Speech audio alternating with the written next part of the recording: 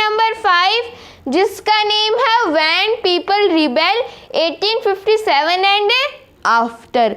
तो इसके अंदर आज हम बात करने वाले हैं नवाब्स लूज देयर पावर। तो इसके पिछले वीडियो तक हमने हमारे इस चैप्टर का इंट्रोडक्शन देखा था। When people rebel 1857 and after का हमने इंट्रोडक्शन देखा था। तो उसके अंदर हमारा फर्स्ट टॉपिक है नवाब्स लूज देयर पावर। मतलब जो भी रिवॉल्ट हुआ था 1857 के अंदर, जो भी रिवॉल्ट हुआ था उसका मेन रीज़न क्या था? उसका मेन रीज़न ये था कि जो भी नवाब्स थे हमारे, हम एक रीज़न की बात कर रहे हैं, एक दूसरा जो रीज़न है वो हम हमारे नेक्स्ट वीडियो के अंदर पढ़ने वाले हैं। तो पहला रीज़न क्या है? Nawabs lose their power. यहाँ के इंडिया के जो भी इंडिजीनियस नवाब थे, जो भी इंडिया के लोकल नवाब थे, वो अपनी पावर को खो देते हैं, या फिर यहाँ के जो भी नवाब थे उनकी पावर ब्रिटिशर्स अपने हाथ के अंदर ले लेते हैं।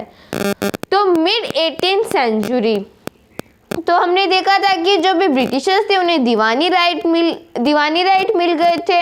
तो दीवानी राइट कब मिले थे उन्हें दीवानी राइट 1765 के अंदर मिले थे।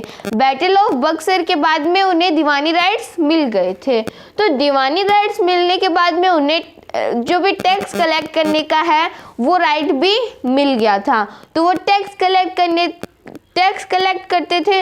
तो टैक्स वाले जो टॉपिक्स थे वो हमने हमारे थर्ड चैप्टर के अंदर पढ़े थे। और हमने क्रॉप्स फॉर यूरोप के बारे में भी पढ़ा था कि जो भी क्रॉप्स फॉर ब्रिटेन, कि इंडिया की जो भी क्रॉप्स थी वो ब्रिटेन जाने लगी। तो ये हमारा 5th चैप्टर है। तो 5th चैप्टर के अंदर हम रिवॉल्ट के रीज़न पढ़ने वाले हैं कि रिवॉल्ट क्यों हुआ, उसके अंदर क्या क्या हुआ रिवॉल्ट के अंदर, फिर रिवॉल्ट के बाद में क्या क्या हुआ। तो ये सब कुछ हम हमारे इस चैप्टर के अंदर पढ़ने वाले हैं। तो रिवॉल्ट का एक रीज़न था नवाब जो थे इंडिया के, वो अपनी पावर उनसे अपनी पावर छीन ली गई थी। किसने छीनी थी? ब्रिटिश ईस्ट इंडिया कंपनी ने उनकी पावर को छीन लिया था। मिड 18th सेंचुरी के बीच के अंदर नवाब्स एंड राजाज, जो भी नवाब्स होते हैं और जो भी राजाज होते हैं, had seen their power Erode. ऐसा दिखाई देता है हमें कि जो भी यहाँ के नवाब्स थे और जो भी यहाँ के राजाज थे उनकी पावर जो है वो इरोड होती हुई हमें दिखाई देती है। इरोड होती हुई का मतलब क्या है? मतलब उनकी पावर ख़त्म होने लगती है।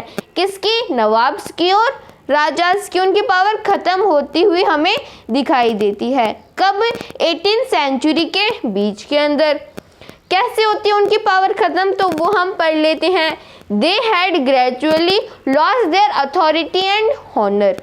तो उनकी जो भी अथॉरिटी होती थी, जो भी पहले दबदबा होता था, मतलब जो भी राजा ने आदेश दे दिया वो ही पूरी वहाँ की पब्लिक जो होती थी वो ही मानती थी।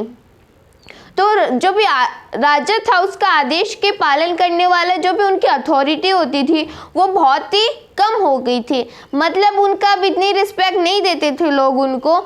लोग जो होते थे वो ज़्यादा ब्रिटिश ईस्ट इंडिया कंपनी को रिस्पेक्ट देते थे। तो राजा की जो भी वैल्यू थी वो कम होती गई। तो इसी कारण से राजा ने रिवॉल्ट के अंदर पार्टिसिपेट किया था। तो दे had gradually lost their authority. उनकी अथॉरिटी और उनका जो ऑनर था वो ख़त्म होता हुआ दिखाई दे रहा था। Residents have been station in many courts. और बहुत सारे कोर्ट्स के अंदर, बहुत सारे किंगडम के अंदर जो भी ब्रिटिश ईस्ट इंडिया कंपनी थी उन्होंने रेजिडेंट को बैठा दिया था। तो हमने सेकंड चैप्टर के अंदर बहुत सारी पॉलिसीज़ पढ़ी थी। सब्सिडरी अलायंस, तो सब्सिडरी अलायंस के अंदर क्या था कि जो भी राजा है उसको अपनी खुद की इंडिपेंडेंट आर्मी नहीं रखनी। तो जो ब्रिटिश ईस्ट इंडिया कंपनी है वो उस राजा की देखभाल करेगी। तो ब्रिटिश ईस्ट इंडिया कंपनी ने अपनी आर्मी को जो राजा का किंगडम था उसके अंदर स्टेशन कर दिया था। और उसके अंदर ब्रिटिश ईस्ट इंडिया कंपनी ने एक रेजिडेंट को भी तैनात किया था। और जो रेजिडेंट होता था वो राजा के इंटरनल मैटर्स के अंदर इंटरफेयर करता था। तो राजा को लगा कि यार ये तो सही बात नहीं है, क्योंकि हमारे इंटरनल मैटर्स के अंदर ये जो भी रेजिडेंट है ये इंटरफेयर कर रहा है। तो बाद में राजा की पावर जो है वो ख़त्म होती हुई दिखाई दी। Residents have been station in many courts. Resident को तैनात कर देती थी ब्रिटिश ईस्ट इंडिया कंपनी अपनी आर्मी के साथ में। Freedom of the rulers reduce, और पहले जो भी रूलर्स की आज़ादी होती थी, पहले जो भी रूलर्स होते थे वो अपनी खुद की आर्मी रखते थे, लेकिन ब्रिटिशर्स ने वो रखने से मना कर दिया। Their armed forces disbanded. अगर मान लो पहले कोई राजा है और इसकी आर्मी के अंदर बहुत सारे सैनिक थे, तो बाद में ब्रिटिश ईस्ट इंडिया कंपनी ने क्या किया, उन सैनिकों को भी कम कर दिया। और हमें पता है कि अगर राजा के पास में सैनिक नहीं होंगे तो राजा युद्ध हार जाएगा। जिसके पास जितने ज़्यादा सैनिक होंगे वो राजा उतना ही पावरफुल होगा। तो राजा के जो भी सैनिक थे या फिर जो कि आर्मी थी राजा की, वो उनके जो भी नंबर्स होते हैं वो कम हो रहे थे। Their revenues and territories taken away by stages, और उनका जो भी रेवेन्यू था, मान लो कोई एक राजा है और उसके किंगडम में बहुत सारे पीपल है, तो जो भी राजा होता था पहले वो अपने पीजेंट से टैक्स को कलेक्ट करता था। और वो पीजेंट से टैक्स को कलेक्ट क्यों करता था? पहली बात तो ये है क्योंकि मान लो कोई एक एरिया है, ये राजा के अंडर का एरिया है, तो ये जो भी ज़मीन होती है पहले से माना जाता था कि कोई एक राजा है और उसके किंगडम के अंदर जितने भी लोग आते हैं और जो भी फार्मर्स होते हैं उनके पास की जो भी ज़मीन होती है वो पूरी राजा की ही मानी जाती है। तो जब ब्रिटिशर्स आए तो अगर मान लो ब्रिटिशर्स ने किसी राजा को हरा दिया तो वो जो ज़मीन थी उसका पूरा महल राजा का और उसकी पूरी जितनी भी ज़मीन थी जो कि फार्मर्स के पास में थी वो पूरी ब्रिटिशर्स के पास में चली गई। और बाद में ब्रिटिशर्स ने बोल दिया कि अगर आपको इस लैंड को कल्टीवेट करना है तो आपको मुझे रेवेन्यू देना पड़ेगा। तो बाद में जो ब्रिटिश ईस्ट इंडिया कंपनी होती थी वो रेवेन्यू कलेक्ट करती थी क्योंकि उन्हें दीवानी राइट्स मिल गए थे, तो बाद में वो रेवेन्यू कलेक्ट करती गई। तो देयर रेवेन्यू, जो राजा होते थे उनकी revenue and territories taken away by stages, मतलब ब्रिटिश ईस्ट इंडिया कंपनी ने किसी राजा को बोल दिया कि आपको इस रेवेन्यू का इतना पार्ट दे दिया जाएगा। या फिर टेरिटरीज मतलब किसी ब्रिटिश ईस्ट इंडिया कंपनी के किसी ऑफिसर ने बोल दिया, कोई ना कोई बहाना बना के बोल दिया कि आपकी जो टेरिटरी है वो हमारे अंडर आ गई। या तो उन्होंने वार किया या फिर उन्होंने कोई ना कोई बहाना बना लिया। जैसे हमने देखा था कि उन्होंने अवध के किंगडम को कैसे उन्होंने अपने अंदर लिया था, तो उन्होंने बोल दिया था कि ये जो भी अवध के किंग हैं ये अपने उस लैंड को पूरी अच्छी तरीके से संभाल नहीं पा रहे हैं या फिर इनका एडमिनिस्ट्रेशन जो है वो सही से नहीं चल रहा है, तो उन्होंने उन्हें अपने अंडर के अंदर ले लिया था। तो हमने देख लिया कि जो भी नवाब्स होते हैं या फिर जो भी राजा होते हैं उनकी पावर कैसे इरोड होती है। तो उनकी जो अथॉरिटी होती थी, जो ऑनर होता था वो कम होने लग गया। वो जो ब्रिटिश ईस्ट इंडिया कंपनी थी वो राजा के दरबार के अंदर किसको, रेजिडेंट को अपॉइंट कर देती थी। और जो ब्रिटिश ईस्ट इंडिया कंपनी थी उन्होंने राजा को बोल दिया कि आपको आपकी इंडिपेंडेंट आर्मी नहीं रखनी है। और राजा की आर्मी के जितने भी नंबर्स थे आर्मीज़ के, तो जितने भी सोल्जर्स के नंबर थे वो बहुत ही कम कर दिए ब्रिटिशर्स ने। और उनके जो भी रेवेन्यू थी और उनकी जो टेरिटरी थी उसके ऊपर किसका अधिकार हो गया था, अब ब्रिटिश ईस्ट इंडिया कंपनी का। तो आप इसको पूरे को हमारे सेकंड चैप्टर से रिलेट करो। तो सेकंड चैप्टर के अंदर क्या था, ब्रिटिश ईस्ट इंडिया कंपनी खुद को एक्सपेंड करी थी। तो एक्सपेंड कैसे करी थी, वो अलग अलग पॉलिसीज लेके आई, सब्सिडरी अलायंस लेके आई, डॉक्ट्रिन ऑफ लैप्स लेके आई, क्लेम टू पैरामाउंटेंसी लेके आई। तो ब्रिटिशर्स बहुत सारी जो पॉलिसीज थी वो लेके आ रहे थे और उन पॉलिसीज़ के चलते वो जो भी यहाँ के नवाब्स होते थे उनका जो भी किंगडम होता था उसे अपने अंडर के अंदर ले लेते थे। अब आप सोचोगे कि राजाज ने, नवाब ने ये सब कुछ सहा क्यों, तो उन्होंने ये सब कुछ क्यों सहा, तो उसके बारे में अब हम बात करने वाले हैं। तो अब हम ये जान लेते हैं कि राजाज ने ये सब कुछ सहा क्यों। तो इसके बहुत सारे रीजंस हैं, क्योंकि जो भी इंडिया के पूरे हेड कौन थे, पूरे इंडिया को लीड कौन करे थे, मुगल एम्पायर करे थे। और मुगल एम्पायर ने ही ब्रिटिश ईस्ट इंडिया कंपनी को दीवानी राइट्स दिए थे। तो जो भी यहाँ के लोकल नवाब्स थे उन्होंने सोचा कि कोई बात नहीं, हमारे जो पूरी इंडिया के रूलर है उन्होंने इनको परमिशन दिया है, तो जो भी लोकल नवाब थे वो ब्रिटिशर्स की बात को मान लेते थे। और जो भी लोकल नवाब थे वो बैटल्स के अंदर हार जाते थे। तो वैसे बहुत सारे रीजंस हैं। तो कुछ ऐसे नहीं है कि सभी जो भी जितने भी रूलर्स थे उन सभी ने इसको सहन कर लिया। कुछ फैमिलीज, कुछ रूलर फैमिलीज ऐसी भी थी जिन्होंने जो ब्रिटिशर्स होते हैं उनके साथ में नेगोशिएट करने की कोशिश की। तो many ruler families, many ruling families try to negotiate with the company to protect their interest.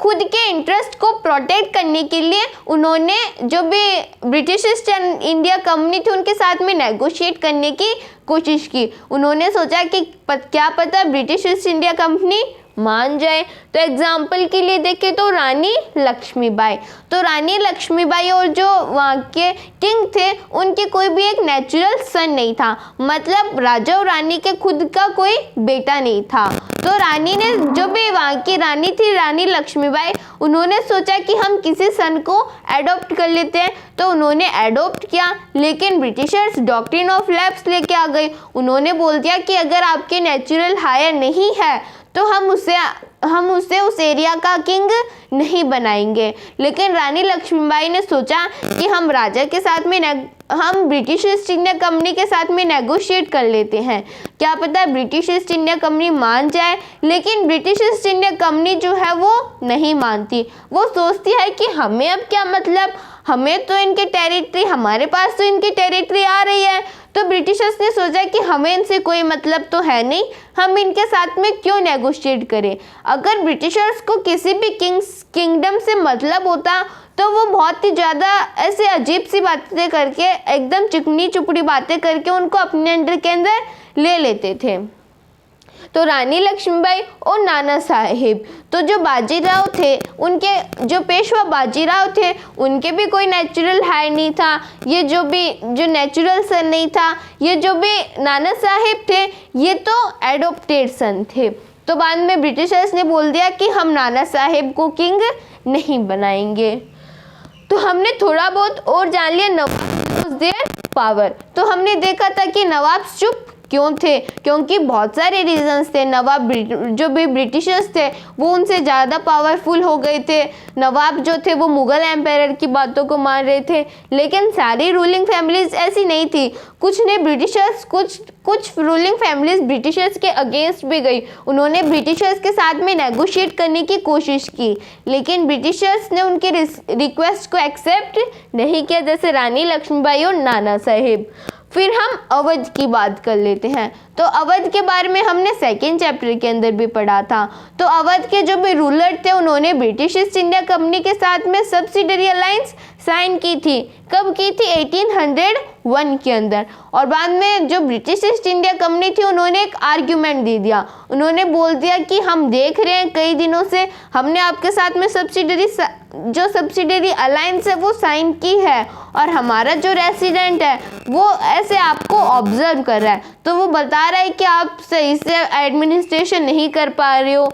तो सब्सिडरी अलायंस एंड एनेक्सेशन। तो सब्सिडरी अलायंस के अंदर क्या होता है ये तो आपको पता है। रेसिडेंट को अपॉइंट कर दिया जाता है, उनकी आर्मी जो होती है राजा की, वो उन राजा को बोल दिया जाता है कि अब आपको कोई आर्मी रखने की ज़रूरत नहीं है, ब्रिटिश ईस्ट इंडिया कंपनी की आर्मी आपको प्रोटेक्ट करेगी।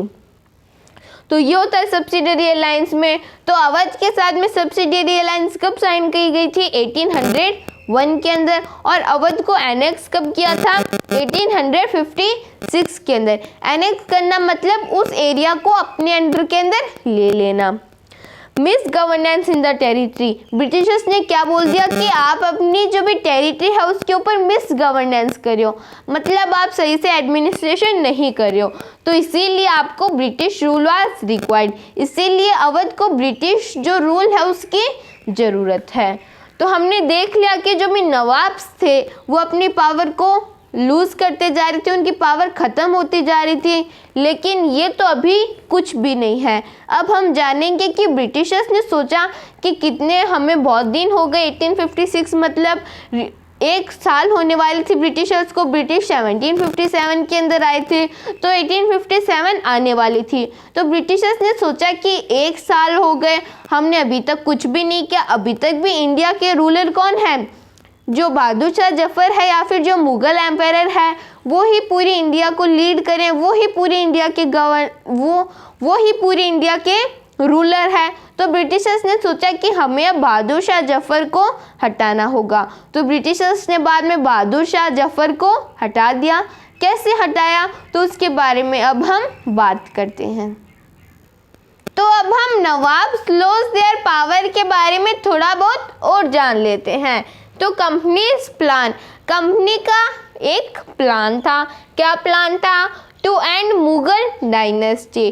तो कंपनी ने सोचा कि हमें यहाँ पे इंडिया के ऊपर रूल करते हुए 1 साल हो गई और अभी तक भी इंडिया के रूलर कौन है?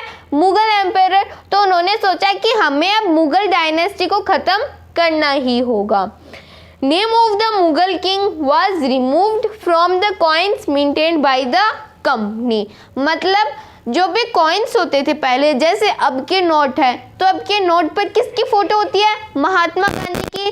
तो वैसे ही जो पहले के नोट होते थे उन नोट्स के ऊपर वहाँ के मुगल रूलर की जो फोटो है वो होती थी। तो उस समय पे मुगल रूलर कौन थे? बहादुर शाह जफर। तो जो भी कॉइन चलते थे पहले उनके ऊपर बहादुर शाह जफर की फोटो होती थी। तो ब्रिटिशर्स ने सोचा कि हम ये जो कॉइन्स होते हैं इनके ऊपर से बहादुर शाह जफर की फ़ोटो को हटा देते हैं। तो इससे क्या होगा? अब आप सोचोगे फ़ोटो को हटाने से क्या हो गया? तो जैसे मान लो महात्मा गांधी की फ़ोटो आती है नोट्स के ऊपर, तो अगर मान लो कोई भी जो गवर्नमेंट है इंडिया की वो महात्मा गांधी की फ़ोटो को हटा दे, तो जो भी यहाँ की पब्लिक है उन तक क्या मैसेज पहुँचेगा? उन तक तो ये मैसेज पहुँचेगा कि यहाँ के जो भी गवर्नमेंट होती है उन्होंने महात्मा गांधी को वैल्यू देना बंद कर दिया, या फिर महात्मा गांधी की सिग्निफिकेंस अब कम हो गई। तो उसी प्रकार से ब्रिटिशर्स ने सोचा कि अगर हम एक छोटा सा एक्शन लेंगे तो पूरे इंडिया की जो पब्लिक है उन तक ये मैसेज पहुंच जाएगा कि बहादुर शाह अब मुगल डायनेस्टी है ही नहीं इंडिया के अंदर। जब कॉइन्स पर से बहादुर शाह जफर की फ़ोटो हट जाएगी तो पूरी इंडिया तक ये मैसेज पहुंच जाएगा कि अब बहादुर शाह जफर या फिर मुगल डायनेस्टी जैसा कुछ है ही नहीं इंडिया के अंदर। फिर दूसरा पॉइंट क्या है? आफ्टर डेथ ऑफ बहादुर शाह जफर, बहादुर शाह जफर के डेथ के बाद में द फैमिली ऑफ किंग, मतलब किंग किसकी बात करें यहाँ पे? बहादुर शाह जफर। तो बहादुर शाह जफर की जो भी फैमिली है would be shifted out of the red fort, मतलब उनको रेड फोर्ट से हटा दिया जाएगा। पहले जो भी फैमिली, जो भी यहाँ इंडिया के पूरे रूलर होते थे, जो भी मुगल रूलर होते थे वो रेड फोर्ट के अंदर रहते थे। तो बाद में ब्रिटिशर्स ने सोचा कि बहादुर शाह जफर को रेड फोर्ट से हमें निकालना पड़ेगा। क्यों निकालना पड़ेगा? अब आप सोचोगे कि हमें कॉइन वाला तो समझ में आ गया। हाँ, अगर कॉइन से नाम हटा देंगे तो जो भी बहादुर शाह जफर है उनकी वैल्यू कम हो जाएगी। लेकिन ये रेड फोर्ट से हटाने का क्या मतलब है? तो अगर मान लो जो भी हमारे इंडिया को गवर्न करता है वो रेड फोर्ट के अंदर रहता है, तो जो इंडिया की कैपिटल है दिल्ली, उसके अंदर रेड फोर्ट पर हम जो तिरंगा है वो लहराते हैं इंडिपेंडेंस के दिन। तो जो तिरंगा जब हम लहराते हैं तो हमें पता है कि हाँ, रेड फोर्ट जो है वो हमारी पूरी कंट्री का एक मेन प्लेस है। तो वैसे ही जो भी पहले के समय में भी लोगों को पता था कि हमारे मुगल रूलर है वो रेड फोर्ट के अंदर ही रहते हैं। अगर उन्हें रेड फोर्ट से निकाल दिया जाएगा तो अब हम सोचेंगे कि अब कोई मुगल एम्पायर है ही नहीं इंडिया का, तो उनकी वैल्यू जो है वो वैसे कम हो जाएगी। तो बहादुर शाह जफर को रेड फोर्ट से शिफ्ट कर दिया था। फिर Bahadur Shah Zafar was the last Mughal empire, और ब्रिटिश ईस्ट इंडिया कंपनी ने बोल दिया कि ये जो बहादुर शाह जफर है ये लास्ट मुगल एम्पायर है। अब बाद में और कोई भी मुगल एम्पायर नहीं बनेगा। बहादुर शाह जफर के बाद में his descendant would just be called princess, उनके जो भी सक्सेसर होंगे या फिर बहादुर शाह जफर के जो बेटे होंगे उनके बेटे होंगे तो उनको बाद में राजा नहीं बनाया जाएगा। तो हमने सुना होगा कि राजा के बाद में राजा का बेटा ही राजा बनता है। तो वैसे ब्रिटिशर्स ने बोल दिया कि अब हम बहादुर शाह जफर के जो भी सक्सेसर आएंगे उनको राजा नहीं बनाएंगे, उन्हें सिर्फ प्रिंस ही बोला जाएगा, उन्हें राजकुमार बोला जाएगा, उन्हें हम राजा नहीं बनाएंगे। तो हमारा ये वाला टॉपिक कंप्लीट होता है nawab lost their power. If anybody have any type of doubt, any type of query, then please mention in the comments below. Thank you so much.